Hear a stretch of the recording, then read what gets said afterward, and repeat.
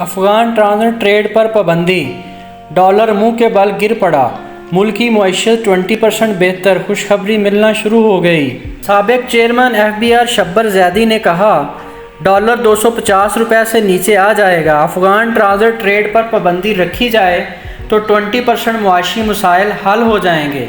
لیکن یہاں پر سوال یہ پیدا ہوتا ہے کہ افغان ٹرانزٹ ٹریڈ ہے کیا اور اس کے ذریعے سے پاکستان کو نقصان کیا ہوا؟ مالی سال 2021-22 میں 4 ارب 1 کروڑ 60 لاکھ، FBR کے مطابق صرف ایک سال کے بعد 6 ارب 71 کروڑ کی مصنوعات افغان ٹرانزٹ ٹریڈ کے ذریعے پوری دنیا میں ٹریڈ کی گئیں۔ FBR کے مطابق درآمدات میں 2.5 ارب ڈالر کا اضافہ ہوا، جو وزارت تجارت کے لیے حیران کن تھا۔ وزارت تجارت نے FBR کے ذریعے ایک خصوصی رپورٹ طلب کی تو پتہ چلا کہ ٹرانزٹ ٹریڈ کے ذریعے اربوں ڈالر کا سامان جو افغانستان سمگل ہوا وہ واپس بغیر ڈیوٹی پاکستان میں دوبارہ سمگل ہوا۔ یہ ایک حیران کن بات تھی۔ اگر یہ سامان تمام تجارت کے ذریعے ڈیوٹی ادا کر کے پاکستان پہنچایا جاتا تو اس سے اکٹھی ہونے والی رقم ایک سال میں 185 ارب ڈالر کے ٹیکسز کی ادائیگی ہوتی۔ وزارت تجارت نے 10% ڈیولپمنٹ ڈیوٹی بھی عائد کر دی۔ شبر زیدی سابقہ چیئرمین FBR، ٹیکس چوری سے نمٹنے میں ناکامی کا ذمہ دار سابق army chief general Javed Qamar Bajwa اور جنوبی کمان کے کور کمانڈر کو قرار دیتے رہے، خاص طور پر ریئل اسٹیٹ سیکٹر میں۔ تاہم اس نے اچانک راستہ بدل دیا۔ اب ذخیرہ اندوزی، سمگلنگ اور ٹیکس چوری کا الزام قومی اسمبلی کے اراکین، MNAs اور سیاسی اشرافیہ کے کندھوں پر ڈال دیا۔ جناب شبر زیدی اس وقت پیچھے نہیں ہٹے جب انہوں نے پاکستان کے موجودہ معاشی اور مالیاتی چیلنجوں کا ایک اہم حصہ، خاص طور پر تقریباً 80% PMLN کی حکومت کی پالیسیوں کو قرار دیا اور بقیہ 20% کو اہلیت کے بغیر دوسری سیاسی جماعتوں کو قرار دیا۔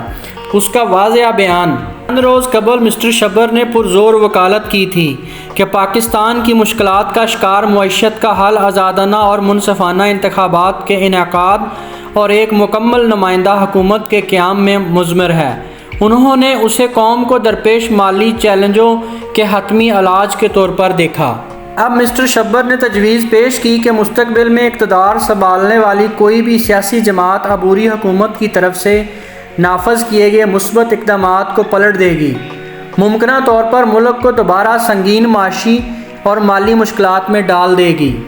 اس کے نقطہ نظر میں اس تبدیلی نے جاری اقتصادی گفتگو میں ایک دلچسپ جہت کا اضافہ کیا۔ کسی حد تک غیر روایتی اقدام کرتے ہوئے انہوں نے تجویز دی کہ ملک میں انتخابات کرانے کی بجائے تمام جماعتوں کے محب وطن، اہل اور نامور افراد پر مشتمل قومی حکومت بنانے پر غور کرنا چاہیے۔ تاہم اس نے اس مقصد کو حاصل کرنے کے لیے آئینی، قانونی یا قانونی ذرائع کی وضاحت نہیں کی۔ اس سے قبل وہ حکومت کی جانب سے تکنیکی خرابی کا باضابطہ اعلان کرنے کی ضرورت کے بارے میں بھی زور دے چکے ہیں۔ یہ موقف اس نے مستقبل طور پر برقرار رکھا ہے۔ تاہم اب انہوں نے پاکستان کے معاشی اور مالی امکانات کے حوالے سے حیرت انگیز طور پر پر امید نظریہ اپنایا۔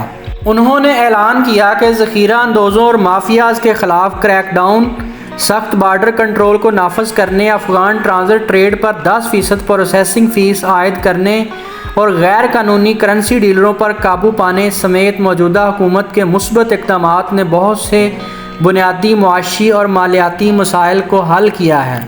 دلچسپ بات یہ ہے کہ وہ اپنے سابقہ بیان سے پیچھے ہٹتے نظر آئے، جو ایک بار اٹل اعتماد کے ساتھ کہے گئے تھے کہ ملک کی موجودہ معاشی اور مالی پریشانیوں کا کوئی قابل عمل حل نہیں ہے۔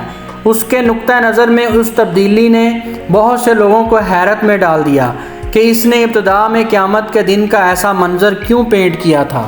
افغان ٹرانزٹ ٹریڈ کا 80% سے زیادہ ایک بار جب یہ افغانستان پہنچ گیا تو غیر قانونی طور پر پاکستان کو واپس بھیج دیا گیا۔ اس لیے ہماری معیشت پر سنگین زخم لگائے گئے۔ غیر ملکی سستی اور غیر معیاری اشیاء کی آمد کی وجہ سے مقامی صنعت کو تباہ کر دیا گیا۔ مزید برآں اس نے قومی خزانے کو اہم ٹیکسوں اور ڈیوٹیوں سے محروم کر دیا۔ عبوری حکومت اور اسٹیبلشمنٹ کے حالیہ اقدامات ہمارے کانوں میں ایک سریلی دھن کی طرح ہیں۔ ایک طویل عرصے سے ہم ان مجرموں کے خلاف سخت کارروائیوں کا مشاہدہ کرنے کے خواہاں تھے۔